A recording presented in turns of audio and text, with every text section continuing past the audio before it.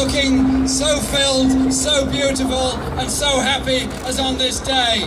Thank you all.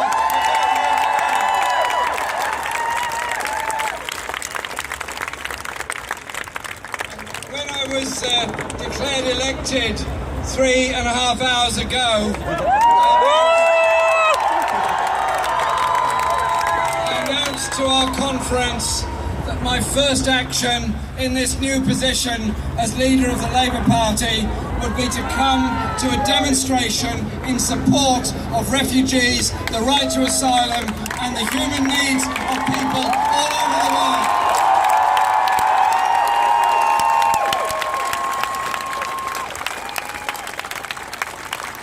And I do that because we are all humans. We all have a sense of decency and humanity in reaching out to others. And I am shocked beyond appalled at the way so many and so much of our media over so long endlessly describe desperate people in desperate situations as the problem. Desperate people in desperate situations as people who are trying to travel or move illegally.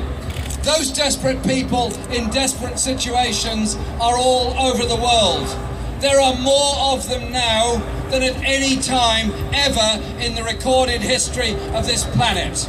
They are victims of war, they're victims of environmental degradation, they're victims of poverty, they're victims of human rights abuses all over the world.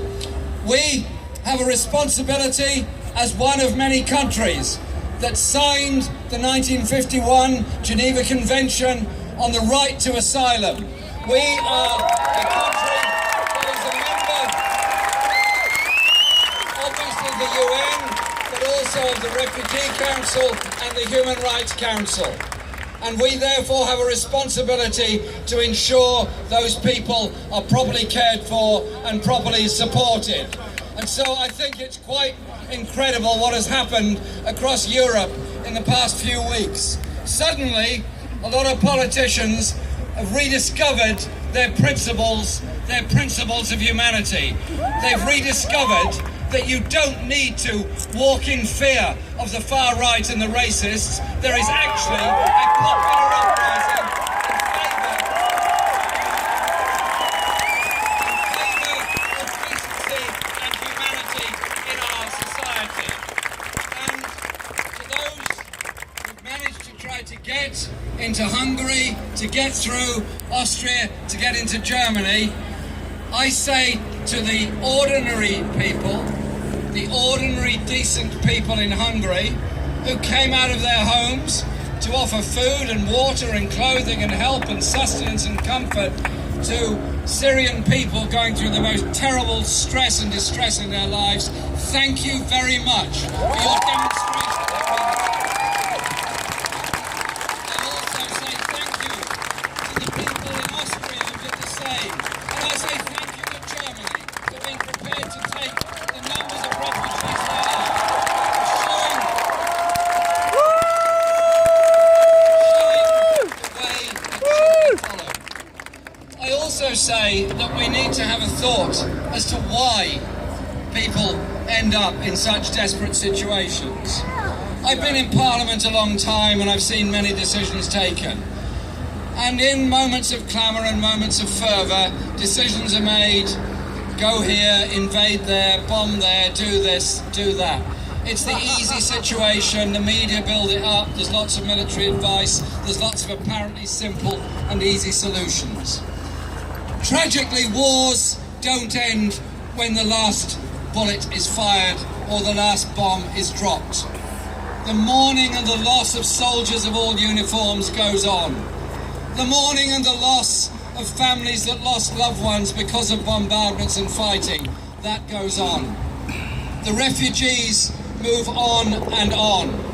And there are whole generations of refugees around the world that are victims of various wars. It's those desperate people in camps in Lebanon, in Jordan, in Libya and so many other places. Desperate people trying to cross into Turkey and other places. They are all, in a sense, victims of wars. So surely, our objective ought to be to find peaceful solutions to the problems of this world.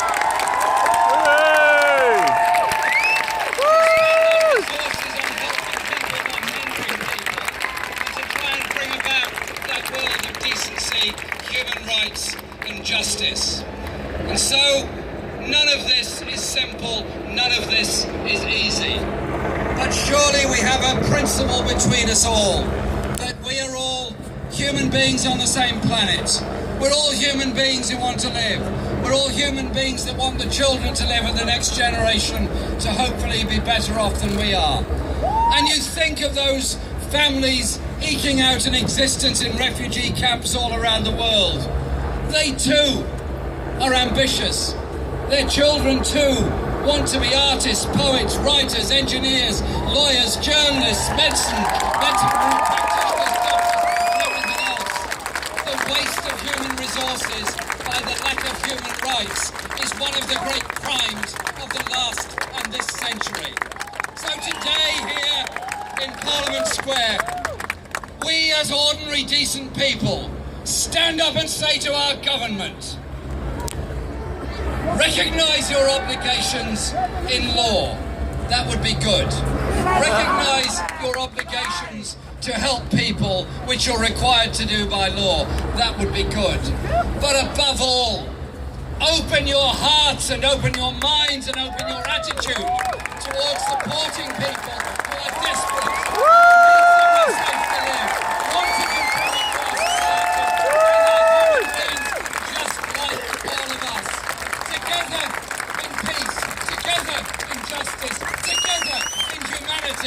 That surely must be our way forward. Thank you very much for inviting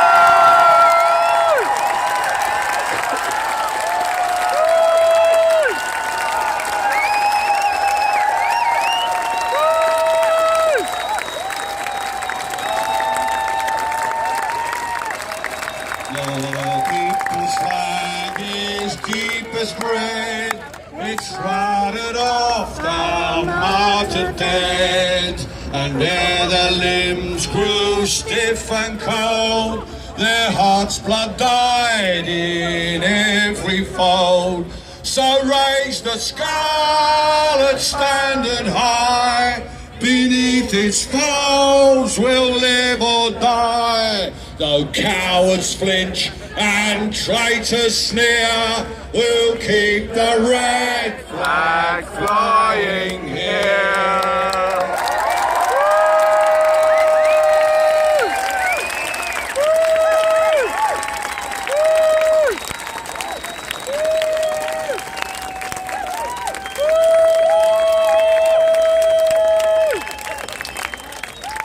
Our next speaker, as the rally carries on, is Catherine West, who's the Labour